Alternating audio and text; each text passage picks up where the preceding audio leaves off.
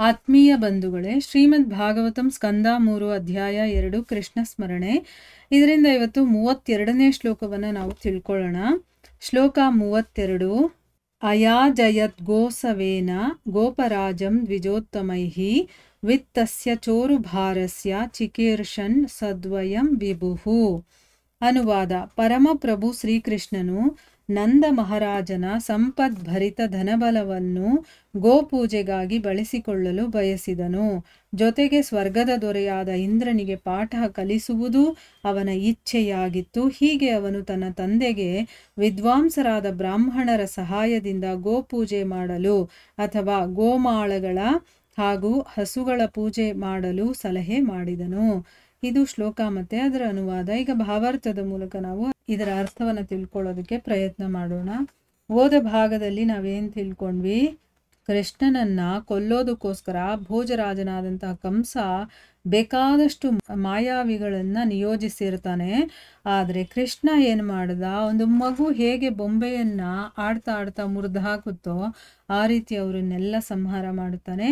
ಆಮೇಲೆ ವೃಂದಾವನದ ನಿವಾಸಿಗಳಿಗೆ ತುಂಬಾ ಕಷ್ಟಗಳು ಬರುತ್ತೆ. ಅದರಲ್ಲಿ ಒಂದೇನು ಅಂತಂದ್ರೆ, ಕಾಳಿಂಗ ಸರ್ಪ ಏನು ಮಾಡುತ್ತೆ, ಯಮುನಾ ನದಿಯಲ್ಲಿ ಸೇರ್ಕೊಂಡು ಆ ನೀರನ್ನೆಲ್ಲ ವಿಷಪೂರಿತವಾಗಿ ಮಾಡಿಬಿಟ್ಟಿರುತ್ತೆ. ಅದರಿಂದ ಕೂಡ ಅವನು ಪಾರು ಮಾಡ್ತಾನೆ. ಈ ಎಲ್ಲಾ ಲೀಲೆಗಳನ್ನ ಅವನು ಮಾಡ್ತಾನೆ ಅಂತ ತಿಳ್ಕೊಂಡ್ವಿ. ಈಗ ಈ ಶ್ಲೋಕದಲ್ಲಿ ಏನ್ ಹೇಳ್ತಾ ಇದ್ದಾರೆ ಅಂತಂದ್ರೆ, ಈಗ ನಂದ ಮಹಾರಾಜ ಕೃಷ್ಣನ ತಂದೆ, ಅವನ ಹತ್ರ ಬೇಕಾದಷ್ಟು ಹಣ ಬಂದಿರತ್ತೆ. ಸೊ ಅದನ್ನ ಕೃಷ್ಣ ಏನ್ ಮಾಡ್ತಾನೆ, ಗೋಪೂಜೆಗೋಸ್ಕರ ನೀವು ಇದನ್ನ ಬಳಸ್ಬೇಕು ಅಂತ ಅವನು ಇಷ್ಟಪಡ್ತಾನೆ. ಆಮೇಲೆ ಇಂದ್ರನಿಗೂ ಕೂಡ ಅವನು ಪಾಠ ಕಲಿಸ್ಬೇಕು ಅಂತ ಇರ್ತಾನೆ. ಸ್ವರ್ಗದ ರಾಜ ಇಂದ್ರ ಇರ್ತಾನಲ್ಲ, ಯಾಕೆ ಅಂತಂದ್ರೆ ಅವನಿಗೆ ಸ್ವಲ್ಪ ಅಹಂಕಾರ ಬಂದಿರತ್ತೆ. ನಾನೇ ಎಲ್ಲಾ ಮಾಡ್ತಾ ಇರೋದು, ನೋಡ್ಕೋತಾ ಇರೋದು, ನನಗಿಂತ ದೊಡ್ಡವನ್ ಯಾರು ಇಲ್ಲ, ನನಗೆ ಇವರೆಲ್ಲ ಪೂಜೆ ಮಾಡ್ಬೇಕು, ಆ ರೀತಿ ಒಂದು ಅಹಂಕಾರ ಇರುತ್ತೆ. ಅವನಿಗೆ ಪಾಠ ಕಲಿಸ್ಬೇಕು ಅಂತ ಕೃಷ್ಣನ್ಗೆ ಅನ್ಸುತ್ತೆ. ಹೀಗ ಅವನೇನ್ ಮಾಡ್ತಾನೆ, ತನ್ನ ತಂದೆಗೆ ವಿದ್ವಾಂಸರಾದ ಬ್ರಾಹ್ಮಣರ ಸಹಾಯವನ್ನ ತಗೊಂಡು ಗೋಪೂಜೆ, ಗೋಮಾಳ, ಈ ಹಸುಗಳನ್ನೆಲ್ಲ ಪೂಜೆ ಮಾಡಬೇಕು ಅಂತ ಅವನು ಸಲಹೆಯನ್ನ ಕೊಡ್ತಾನೆ. ಈಗ ಭಾವಾರ್ಥದಲ್ಲಿ ಗುರುಗಳೇನ್ ಹೇಳಿದ್ದಾರೆ ಅಂತ ನೋಡೋಣ. ಭಗವಾನ್ ಶ್ರೀಕೃಷ್ಣನು ಸಕಲರ ಗುರುವಾದ್ದರಿಂದ ತನ್ನ ತಂದೆ ನಂದ ಮಹಾರಾಜನಿಗೂ ಉಪದೇಶ ಮಾಡಿದನು. ನಂದ ಮಹಾರಾಜ ಶ್ರೀಮಂತ ಜಮೀನುದಾರನಾಗಿದ್ದು ಅನೇಕ ಗೋವುಗಳ ಒಡೆಯನಾಗಿದ್ದನು. ವಾಡಿಕೆಯಂತೆ ಅವನು ಪ್ರತಿ ವರ್ಷ ಸ್ವರ್ಗದ ದೊರೆಯಾದ ಇಂದ್ರನ ಪೂಜೆಯನ್ನು ವಿಜೃಂಭಣೆಯಿಂದ ನೆರವೇರಿಸುತ್ತಿದ್ದನು. ಭಗವಂತನ ಸರ್ವೋಚ್ಚ ಶಕ್ತಿಯನ್ನು ಜನಸಾಮಾನ್ಯರು ಅಂಗೀಕರಿಸುವಂತೆ ಮಾಡಲು ವೇದ ಸಾಹಿತ್ಯದಲ್ಲಿ ದೇವತೆಗಳ ಪೂಜೆಗೆ ಸಲಹೆ ಮಾಡಲಾಗಿದೆ. ದೇವತೆಗಳು ಬ್ರಹ್ಮಾಂಡದ ವಿವಿಧ ಚಟುವಟಿಕೆಗಳ ಉಸ್ತುವಾರಿಯನ್ನು ನೋಡಿಕೊಳ್ಳಲು ಭಗವಂತನಿಂದ ನಿಯೋಜಿತರಾದ ಸೇವಕರು. ಆದ್ದರಿಂದಲೇ ದೇವತೆಗಳನ್ನು ತೃಪ್ತಿಪಡಿಸಲು ಯಜ್ಞಗಳನ್ನು ಮಾಡಬೇಕೆಂದು ವೇದ ಗ್ರಂಥಗಳಲ್ಲಿ ಹೇಳಲಾಗಿದೆ. ಆದರೆ ಪರಮ ಪ್ರಭುವಿಗೆ ಸಮರ್ಪಿತನಾದ ಭಕ್ತನು ದೇವತೆಗಳನ್ನು ತೃಪ್ತಿಪಡಿಸುವ ಅವಶ್ಯಕತೆ ಇಲ್ಲ. ದೇವತೆಗಳ ಪೂಜೆಯು ಪರಮಪ್ರಭು ಭಗವಂತನ ಪಾರಮ್ಯವನ್ನು ಅಂಗೀಕರಿಸಲು ಮಾಡಿಕೊಂಡಿರುವ ಒಂದು ವ್ಯವಸ್ಥೆಯಷ್ಟೇ, ಆದರೆ ಅದು ಕಡ್ಡಾಯವಲ್ಲ.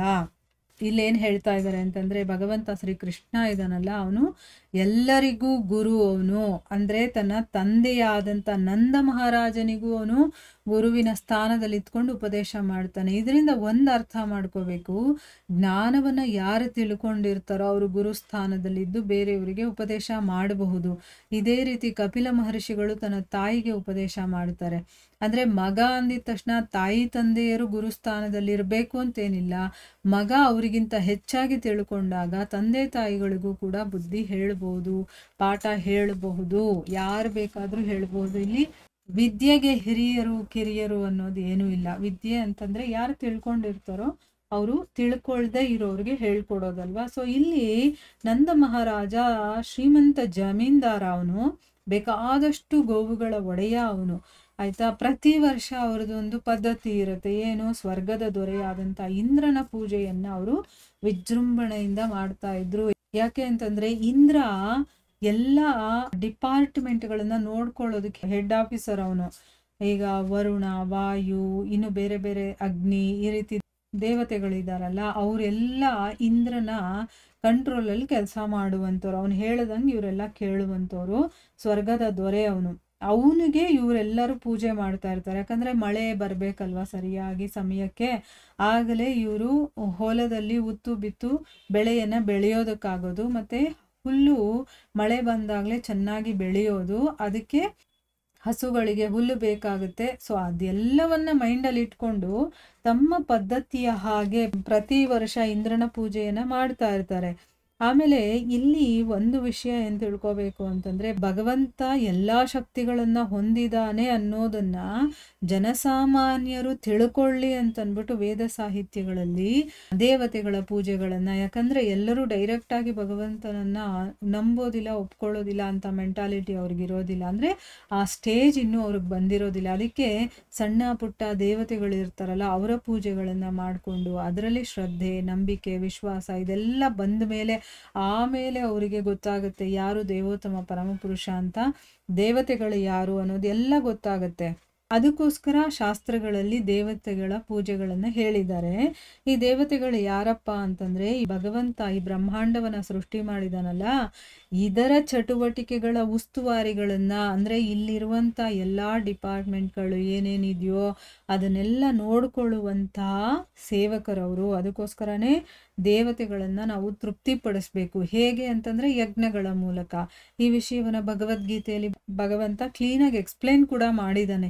ಹೇಗೆ ಈ ಒಂದು ಸೃಷ್ಟಿ ಕಾರ್ಯ ನಡೆಯುತ್ತೆ, ಅದರಲ್ಲಿ ಹೇಗೆ ದೇವತೆಗಳು ಮಳೆಯನ್ನ ಸುರಿಸಿ ಆಮೇಲೆ ಈ ಜನಗಳಿಗೆ ಏನೇನು ಬೇಕೋ ಅದನ್ನ ಕೊಡ್ತಾರೆ, ಮತ್ತೆ ಜನಗಳಿಗೆ ಹೇಗೆ ಅವರನ್ನ ತೃಪ್ತಿಪಡಿಸ್ಬೇಕು ಯಜ್ಞಗಳ ಮೂಲಕ ಅಂತೆಲ್ಲ ಹೇಳಿದಾರಲ್ಲ, ಅದನ್ನ ಇಲ್ಲಿ ಹೇಳ್ತಾ ಇದ್ದಾರೆ. ಯಜ್ಞಗಳ ಮಾಡಬೇಕು ಅಂತ ವೇದ ಗ್ರಂಥಗಳಲ್ಲಿ ಹೇಳಿದ್ದಾರೆ. ಆದ್ರೆ ಯಾರು ದೇವೋತ್ತಮ ಪರಮಪುರುಷನಾದಂತಹ ಭಗವಂತನಿಗೆ ತನ್ನನ್ನ ತಾನು ಸಮರ್ಪಣೆ ಮಾಡಿಕೊಂಡಿರ್ತಾರೋ ಅಂಥವರು ಅನ್ಯ ದೇವತೆಗಳನ್ನ ಪೂಜೆ ಮಾಡುವಂತ ಅವಶ್ಯಕತೆ ಇಲ್ಲ. ಹೇಗೆ ಅಂತಂದ್ರೆ, ಬೇರಿಗೆ ನೀರು ಎರೆದು ಬಿಟ್ರೆ ಸಾಕು, ಎಲ್ಲ ಗಿಡ ಹೇಗೆ ಚೆನ್ನಾಗಿ ಸೊಂಪಾಗಿ ಬೆಳೆಯುತ್ತೋ, ಪ್ರತಿಯೊಂದು ಪಾರ್ಟ್ಗೂ ಅದು ಹೋಗಿ ಸೇರುತ್ತೋ, ಅದೇ ರೀತಿ ಭಗವಂತನನ್ನ ಯಾರು ಕಂಪ್ಲೀಟ್ ಆಗಿ ನಂಬಿ ಅವನ ಶರಣಾಗತಿಯಲ್ಲಿರ್ತಾರೋ ಅವರು ಚಿಕ್ಕ ಪುಟ್ಟ ದೇವತೆಗಳನ್ನ ಆರಾಧಿಸುವಂತ ಅವಶ್ಯಕತೆ ಇಲ್ಲ ಅಂತ ಅಂದ್ಬಿಟ್ಟು ಹೇಳ್ತಾ ಇದ್ದಾರೆ. ಅಂದ್ರೆ ಈ ದೇವತೆಗಳ ಪೂಜೆ ಅನ್ನೋದು ಭಗವಂತನ ಒಂದು ಪಾರಮ್ಯವನ್ನ ಅಂಗೀಕರಿಸೋದಕ್ಕೆ, ಭಗವಂತ ಅನ್ನೋನೊಬ್ಬ ಇದ್ದಾನೆ ಅಂತ ನಾವು ತಿಳ್ಕೊಳ್ಳಿ ಅನ್ನೋದಕ್ಕೆ ಮಾಡಿರುವಂತ ಒಂದು ವ್ಯವಸ್ಥೆ ಅಷ್ಟೇ. ಅದು ಕಡ್ಡಾಯವಾಗಿ ಅವರಿಗೆ ಮಾಡಲೇಬೇಕು ಅಂತೇನಿಲ್ಲ. ಅಂದ್ರೆ ಯಾರು ಮೂಲ ಪುರುಷನನ್ನ ಪೂಜಿಸ್ತಾರೋ ಅವರು ಅನ್ಯ ದೇವತೆಗಳನ್ನ ಪೂಜೆ ಮಾಡುವಂತ ಅವಶ್ಯಕತೆ ಇಲ್ಲ. ಸಾಮಾನ್ಯವಾಗಿ ಐಹಿಕ ಲಾಭಗಳಿಗಾಗಿ ಅಂತಹ ತೃಪ್ತಿಪಡಿಸುವ ಕ್ರಮಗಳನ್ನು ಸಲಹೆ ಮಾಡಲಾಗುತ್ತದೆ. ಈ ಸಾಹಿತ್ಯದ 2ನೇ ಸ್ಕಂದದಲ್ಲಿ ನಾವು ಈಗಾಗಲೇ ಚರ್ಚಿಸಿರುವಂತೆ ದೇವೋತ್ತಮ ಪರಮಪುರುಷನ ಪಾರಮ್ಯವನ್ನು ಒಪ್ಪಿಕೊಂಡಿರುವವರು ದೇವತೆಗಳ ಪೂಜೆ ಮಾಡಬೇಕಾದ ಅಗತ್ಯವಿಲ್ಲ. ಕೆಲವೊಮ್ಮೆ ಅಲ್ಪಜ್ಞಾನಿ ಜೀವಿಗಳ ಪೂಜೆ ಮತ್ತು ಸ್ತುತಿಗಳಿಂದ ದೇವತೆಗಳು ಅಧಿಕಾರಮತ್ತರಾಗುತ್ತಾರೆ. ಹಾಗೆ ಹುಬ್ಬಿ ಹೋಗಿ ಭಗವಂತನ ಪಾರಮ್ಯವನ್ನೇ ಮರೆತು ಬಿಡುತ್ತಾರೆ. ನೋಡಿದ್ರ, ಇಲ್ಲಿ ಯಾರಿಗಾದ್ರೂ ಏನಾದ್ರೂ ಐಹಿಕದಲ್ಲಿ ಬೇಕು ನಮಗೆ ಅಂತ ಆಸೆಗಳು ಅಂತೆಲ್ಲ ಇರುತ್ತಲ್ಲ, ಫಲಾಪೇಕ್ಷೆ ಇಟ್ಕೊಂಡು ಏನಾದ್ರೂ ಕೆಲಸ ಮಾಡ್ತಾರಲ್ವಾ. ಈಗ ನಾನು ಏನೋ ಒಂದು ಆಸೆ ಇಟ್ಕೊಂಡಿರ್ತೀನಿ, ನನ್ಗೆ ಅಂತಸ್ತು ಬೇಕು, ಇಲ್ಲ ನನ್ನ ಮಗು ಬೇಕು, ಅಥವಾ ನನಗೆ ಇನ್ನೊಂದು ಏನೋ ಒಂದು ಬೇಕು ಅಂತ ಅದನ್ನ ಪಡ್ಕೊಳ್ಳೋದಕ್ಕೋಸ್ಕರ ದೇವತೆಗಳ ಪೂಜೆ ಮಾಡ್ತೀವಿ. ಅದು ವೇದಗಳಲ್ಲಿ ಇದೆ. ಅಂತ ದೇವತೆಗಳನ್ನ ಪೂಜೆ ಮಾಡಿದ್ರೆ ಆಯಾ ದೇವತೆಗಳು ಆಯಾ ಫಲಗಳನ್ನ ಕೊಡ್ತಾರೆ. ಅಂಥ ಒಂದು ಆಸೆಗಳನ್ನ ಈಡೇರಿಸ್ಕೊಳ್ಳೋದಕ್ಕೆ ನಾವು ಆ ದೇವತೆಗಳನ್ನ ಪೂಜೆ ಮಾಡ್ಬೋದು. ಇನ್ನು ಈ ಒಂದು ಭಾಗವತದ 2ನೇ ಸ್ಕಂದದಲ್ಲಿ ಏನ್ ಹೇಳಿದ್ದಾರೆ, ಯಾರು ಭಗವಂತನ ಪಾರಮ್ಯವನ್ನ ಒಪ್ಕೊಂಡಿರ್ತಾರೋ, ಅವನಿಗೆ ಶರಣಾಗತಿ ಆಗಿರ್ತಾರೋ, ಅವರು ಬೇರೆ ದೇವತೆಗಳ ಪೂಜೆ ಮಾಡುವಂತ ಅಗತ್ಯ ಇಲ್ಲ ಅಂತಂದ್ಬಿಟ್ಟು, ಕೆಲವೊಂದ್ಸರಿ ಏನಾಗುತ್ತೆ ಅಂತಂದ್ರೆ ಈ ಅಲ್ಪ ಜೀವಿಗಳ ಪೂಜೆ ಸ್ತುತಿ ಇದರಿಂದ ಏನಾಗುತ್ತೆ ಅಂತಂದ್ರೆ ದೇವತೆಗಳಲ್ಲೂ ಕೂಡ ಅಹಂಕಾರ ಅನ್ನೋದು ಬಂದ್ಬಿಡುತ್ತೆ, ಮದ ಏರುತ್ತೆ ಅವ್ರಿಗೂ. ನಾವೇ ಶ್ರೇಷ್ಠ ಅನ್ನೋ ರೀತಿ ಆಗ್ಬಿಡುತ್ತೆ. ಅಧಿಕಾರದಿಂದ ಮತ್ತರಾಗ್ತಾರೆ. ಹೋಗಿ ಅವರು ಭಗವಂತನ ಪಾರಮ್ಯವನ್ನೇ ಮರೆತು ಹೋಗ್ತಾರೆ. ಭಗವಾನ್ ಶ್ರೀಕೃಷ್ಣನು ಬ್ರಹ್ಮಾಂಡದಲ್ಲಿದ್ದಾಗ ಇಂತಹದು ನಡೆಯಿತು. ಆದ್ದರಿಂದ ಭಗವಾನ್ ಶ್ರೀಕೃಷ್ಣನು ಸ್ವರ್ಗದ ದೊರೆ ಇಂದ್ರನಿಗೆ ಪಾಠ ಕಲಿಸಲು ಇಚ್ಛಿಸಿದನು. ಅವನು ಇಂದ್ರನಿಗೆ ಅರ್ಪಿಸುವ ಯಜ್ಞವನ್ನು ನಿಲ್ಲಿಸಿ ಗೋವುಗಳನ್ನು ಮತ್ತು ಗೋವರ್ಧನಗಿರಿಯಲ್ಲಿ ಗೋಮಾಳಗಳನ್ನು ಪೂಜಿಸಲು ಹಣವನ್ನು ಬಳಸುವಂತೆ ನಂದ ಮಹಾರಾಜನಿಗೆ ಹೇಳಿದನು.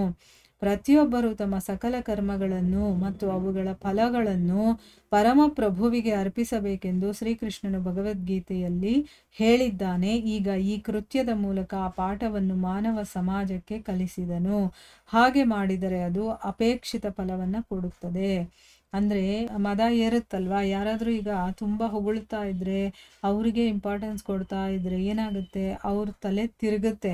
ಅವಾಗ ಏನಾಗುತ್ತೆ, ಅವರು ನಾನೇ ಗ್ರೇಟು, ನಾನಿಲ್ಲದೆ ಬೇರೆ ಯಾರೂ ಇಲ್ಲ ಅನ್ನೋ ರೀತಿ ಅವರು ನಡ್ಕೊಳ್ಳೋಕೆ ಶುರು ಮಾಡ್ತಾರೆ. ಅದೇ ರೀತಿ ಕೃಷ್ಣ ಬ್ರಹ್ಮಾಂಡದಲ್ಲಿದ್ದಾಗಲೂ ಕೂಡ ಇಂಥ ಒಂದು ಘಟನೆ ನಡೆಯುತ್ತೆ. ಏನು ಅಂತಂದರೆ, ಇಂದ್ರನಿಗೆ ಆ ರೀತಿ ಒಂದು ಮದ ಏರುತ್ತೆ. ಕೃಷ್ಣ ಸ್ವರ್ಗದ ದೊರೆ ಇಂದ್ರನಿಗೆ ಪಾಠ ಕಲಿಸಬೇಕು ಅಂತ ಇಷ್ಟಪಡ್ತಾನೆ. ಅದಕ್ಕೋಸ್ಕರ ಏನು ಮಾಡ್ತಾನೆ, ಇಂದ್ರನಿಗೆ ಅರ್ಪಿಸ್ತಾ ಇದ್ದಂತಹ ಯಜ್ಞವನ್ನು ನಿಲ್ಲಿಸಿ ನೀವು ಗೋವುಗಳನ್ನು ಮತ್ತು ಗೋವರ್ಧನಗಿರಿಯಲ್ಲಿ ಗೋಮಾಳಗಳಿರುತ್ತಲ್ಲ ಅದನ್ನು ಪೂಜಿಸಿ, ಅದಕ್ಕೋಸ್ಕರ ನೀವು ದುಡ್ಡನ್ನು ಖರ್ಚು ಮಾಡಿ ಅಂತ ಹೇಳ್ತಾರೆ. ಯಾಕೆ ಅಂತಂದರೆ ಇಂದ್ರನಿಗೆ ಅಹಂಕಾರ ಬಂದಿದೆ, ಅದನ್ನು ತಪ್ಪಿಸ್ಬೇಕು ಅಂತ ಅಂದ್ಬಿಟ್ಟು ಆ ರೀತಿ ಮಾಡ್ತಾನೆ. ಅಂದರೆ ಯಾರೋ ಹಿಂದಿನಿಂದ ಬಂದಿರುವಂಥದ್ದನ್ನು ಹಂಗೇ ಮಾಡ್ಕೊಂಡು ಹೋಗಬೇಕು ಅಂತೇನಿಲ್ಲ. ಅಲ್ಲಿ ಸ್ವಯಂ ಭಗವಂತ ಇದ್ದಿದ್ದರಿಂದ ಎಲ್ಲರೂ ಅವನನ್ನು ಪ್ರೀತಿಸ್ತಾ ಇದ್ರು. ಆದರೆ ಪಾಪ ಅವರೆಲ್ಲ ಹೆದರ್ಕೊಂಡು ಇಂದ್ರನಿಗೆ ಪೂಜೆ ಮಾಡ್ತಾ ಇರ್ತಾರೆ. ಅವನು ಅದನ್ನ ನಿಲ್ಲಿಸಿದ ತಕ್ಷಣ ಏನೇನೋ ತೊಂದರೆಗಳನ್ನೆಲ್ಲ ಕೊಡ್ತಾನೆ. ಆದರೆ ಕೃಷ್ಣ ಅಲ್ಲೇ ಇರ್ತಾನಲ್ವಾ, ಅದನ್ನೆಲ್ಲ ಅವ್ನು ಸರಿ ಮಾಡ್ತಾನೆ. ಅಂದರೆ ನಮಗೆ ಬರುವಂತಹ ಹಣ ಐಶ್ವರ್ಯ ಏನೇ ಆಗಿರ್ಬೋದು, ಅದೆಲ್ಲವನ್ನು ಕೂಡ ಭಗವಂತನ ಕೆಲಸಕ್ಕೋಸ್ಕರ ನಾವು ಅದನ್ನು ಯೂಸ್ ಮಾಡಬೇಕು. ಆಗ ಅದು ಸರಿಯಾದ ಒಂದು ಫಲವನ್ನು ಕೊಡುತ್ತೆ ನಮಗೆ. ಅದನ್ನು ಭಗವಂತ ಕೃಷ್ಣ ಭಗವದ್ಗೀತೆಯಲ್ಲಿ ಕೂಡ ಹೇಳಿದ್ದಾನೆ. ಏನು ಅಂತಂದರೆ, ಪ್ರತಿಯೊಬ್ಬರು ಕೂಡ ತಮ್ಮ ಎಲ್ಲ ಕರ್ಮಗಳನ್ನು ಮತ್ತು ಅವುಗಳ ಫಲ ಇದೆಯಲ್ಲ, ಬರೀ ನಾವು ಕೆಲಸ ಮಾಡೋದಷ್ಟಲ್ಲ, ಅದ್ರ ಫಲ ಬರುತ್ತಲ್ಲ ಅದ್ರ ಮೇಲೆ ಕೂಡ ನಮ್ಗೆ ಆಸಕ್ತಿ ಇರಬಾರ್ದು. ಅದನ್ನು ಕೂಡ ಭಗವಂತನಿಗೆ ಅರ್ಪಣೆ ಮಾಡಬೇಕು ಅಂತ ಅಂದ್ಬಿಟ್ಟು, ಅಂದರೆ ನನಗೆ ಅರ್ಪಣೆ ಮಾಡಿ ಅಂತ ಕೃಷ್ಣ ಭಗವದ್ಗೀತೆಯಲ್ಲಿ ಹೇಳಿದ್ದಾನೆ. ಸೊ ಅಲ್ಲಿ ಹೇಳಿದಾನಲ್ವ, ಇಲ್ಲಿ ಮಾಡಿ ತೋರಿಸ್ತಾ ಇದ್ದಾನೆ. ಮಾಡಿ ತೋರಿಸಿ ಮಾನವ ಸಮಾಜಕ್ಕೆ ಒಂದು ಪಾಠವನ್ನು ಕಲಿಸ್ತಾನೆ. ಹಾಗೆ ಮಾಡಿದ್ರೆ ಅದು ಸರಿಯಾದ ಅಪೇಕ್ಷಿತ ಫಲವನ್ನು ಕೊಡುತ್ತೆ. ಅಂದರೆ ನಾವು ಯಾವುದಕ್ಕೂ ಹೆದರ್ಕೋಬಾರ್ದು. ನಾವು ಸರಿಯಾಗಿದ್ದ ಮೇಲೆ, ನಾವು ಭಗವಂತನನ್ನು ನಂಬಿದ ಮೇಲೆ ನಾವು ಯಾವುದಕ್ಕೂ ಯಾರಿಗೂ ಹೆದರ್ಕೋಬೇಕಾಗಿರುವಂಥ ನೆಸೆಸಿಟಿ ಇಲ್ಲ. ವೈಶ್ಯರು ತಮ್ಮ ಕಷ್ಟಾರ್ಜಿತ ಹಣವನ್ನು ವ್ಯರ್ಥ ಪೋಲು ಮಾಡುವುದರ ಬದಲು ಅದನ್ನು ಗೋವುಗಳ ರಕ್ಷಣೆ, ಗೋಮಾಳಗಳ ಅಥವಾ ಕೃಷಿ ಭೂಮಿಯ ಅಭಿವೃದ್ಧಿಗೆ ಖರ್ಚು ಮಾಡುವಂತೆ ಸ್ಪಷ್ಟವಾಗಿ ಸಲಹೆ ಮಾಡಲಾಗಿದೆ. ಅದರಿಂದ ಭಗವಂತ ತೃಪ್ತನಾಗುವನು. ಸ್ವಧರ್ಮದ ಅಥವಾ ಯಾರೊಬ್ಬರ ವೃತ್ತಿಯ ಪರಿಪೂರ್ಣತೆಯನ್ನು ಅದು ಸ್ವಂತಕ್ಕಾಗಿರಲಿ, ಸಮುದಾಯಕ್ಕಾಗಿರಲಿ ಅಥವಾ ರಾಷ್ಟ್ರಕ್ಕಾಗಿರಲಿ ಭಗವಂತನನ್ನು ತೃಪ್ತಿಪಡಿಸುವ ಮಾನದಂಡದಿಂದಲೇ ಅಳೆಯಲಾಗುವುದು. ಅಂದರೆ ಈಗ ವೈಶ್ಯರು ಇರ್ತಾರಲ್ವ, ಅವರು ಕಷ್ಟಪಟ್ಟು ತಾವು ಹಣವನ್ನು ಸಂಪಾದನೆ ಮಾಡಿರ್ತಾರೆ. ಆದರೆ ಅದನ್ನು ಯಾವುದಕ್ಕೋ ಬೇರೆದಕ್ಕೆ ವ್ಯರ್ಥವಾಗಿ ಖರ್ಚು ಮಾಡೋ ಬದಲು ಅದನ್ನು ಏನಕ್ಕೆ ಯೂಸ್ ಮಾಡಬೇಕು ಅಂತ ಕೂಡ ಇಲ್ಲಿ ನಮಗೆ ಸಲಹೆಯನ್ನು ಕೊಡ್ತಾ ಇದ್ದಾರೆ. ಗೋವುಗಳ ರಕ್ಷಣೆ ಮಾಡೋದಕ್ಕೆ, ಗೋಮಾಳಗಳು ಅಥವಾ ಕೃಷಿ ಭೂಮಿ ಅಭಿವೃದ್ಧಿ ಮಾಡೋದಕ್ಕೆ ಅದನ್ನು ಖರ್ಚು ಮಾಡಬೇಕು ಅಂತ ಪ್ರತಿಯೊಬ್ಬರಿಗೂ ಇದನ್ನು ಸಲಹೆ ಕೊಡ್ತಾ ಇದ್ದಾರೆ. ಅದರಿಂದ ಭಗವಂತ ತೃಪ್ತನಾಗ್ತಾನೆ. ಈ ರೀತಿ ಮೆಷಿನರಿಗಳು, ಫ್ಯಾಕ್ಟ್ರಿಗಳು, ಇಂಡಸ್ಟ್ರಿಗಳು ಇದೆಲ್ಲ ಮಾಡೋದ್ರಿಂದ ಭಗವಂತ ತೃಪ್ತನಾಗೋದಿಲ್ಲ. ಯಾಕಂದರೆ ಹೊಟ್ಟೆಗೆ ಏನು ಬೇಕೋ ಆ ಮೂಲ ವಸ್ತು ಇರುತ್ತಲ್ಲ ಅದಕ್ಕೆ ನಾವು ಇಂಪಾರ್ಟೆನ್ಸ್ ಕೊಡಬೇಕು. ಅದನ್ನೇ ನಾವು ಮರೆತು ಹೋಗ್ಬಿಟ್ರೆ ಭಗವಂತ ಎಲ್ಲಿ ಸಂತುಷ್ಟನಾಗ್ತಾನೆ?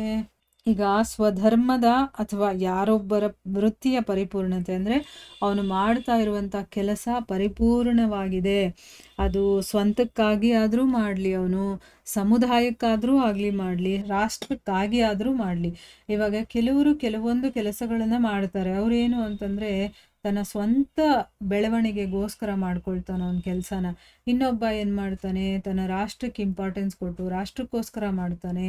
ಇನ್ನೊಬ್ಬ ಏನು ಮಾಡ್ತಾನೆ, ಸಮುದಾಯಕ್ಕೋಸ್ಕರ ಮಾಡ್ತಾನೆ. ಹೀಗೆ ಹೇಗಾದರೂ ಮಾಡಲಿ, ಅಲ್ಲಿ ಭಗವಂತನನ್ನು ತೃಪ್ತಿಪಡಿಸ್ಬೇಕು ನಾನು.